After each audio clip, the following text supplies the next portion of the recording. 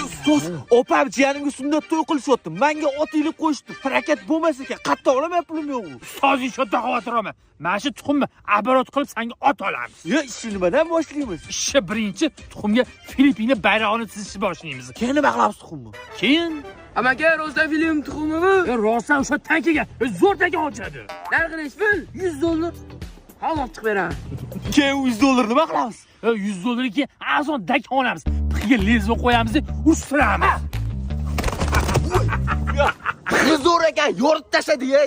Xohlasang sotaman. Nech pul? $500. Oldim, baraka. $500 pulimiz bormi? Keyin nima qilamiz? $500 ga qo'y olib urishtiramiz. Keyin uni qimmatroqqa sotamiz. $500 qo'yis qanaqa urishardi?